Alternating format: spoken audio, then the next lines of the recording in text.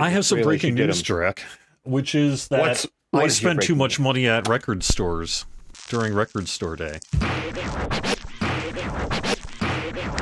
I spent way too much money Church at does record well. stores on record store day. And in one case, you're going to see why in this episode, maybe even in a couple cases. But at the same time, it's like I spent too much money and I still need that needle for my record player. So I could no longer afford to buy an Ortophone Oh Blue. no. So I had to Oh figure no. out what I wanted to do because I can't let it go for the next several episodes plus just my own personal listening without replacing my needle. Are you kidding me? It Right. needs to be replaced. I can hear it. So the clips in this episode are really going to be the last of the clips for my old needle. But since I'm going to be doing the show clearly, it only makes sense to do like before and after comparisons and such in the record basement, right? I mean, we have Okay. to Yep. because I mean, if we're why not do a before and after on Well, yeah. needles? I mean, right.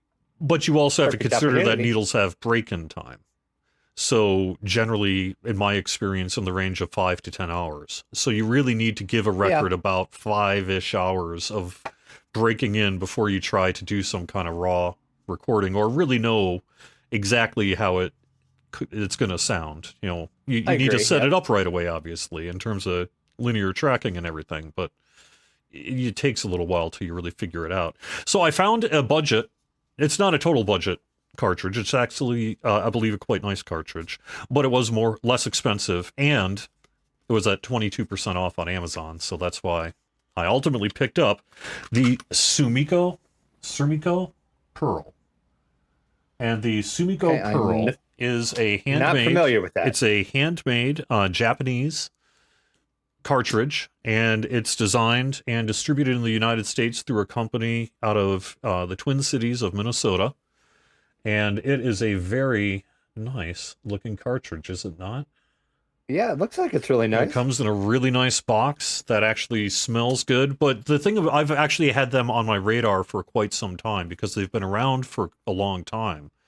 And they're known, if you go through enough audiophile forums and that, you'll see this name, not as an audiophile cartridge, but as a punches Right. above its weight budget cartridge. And in Okay. particular, it is a recommendation for people with vintage turntables or older records, according to some of the audiophile comments and such I saw online. Interesting. And it's been on my radar for more than a decade now because of that, but I've never really had a reason to jump on it. Well, it was at $100 instead of 140. If I had 140, I would have gone for the blue, right? But you Right. know, $100, I'm going to give this a shot. But the reason it's supposed to be pretty good for older records and vintage turntables is it's supposed to be very good at dealing with noise floor.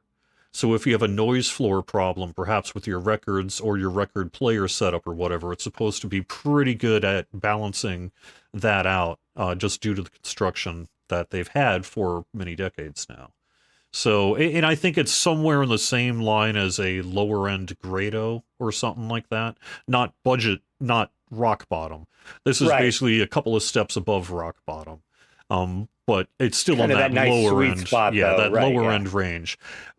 To date, I've largely just gone with Audio Technica for my vinyl listening experience. Really going all the way back to the 90s because they were dependable and cheap.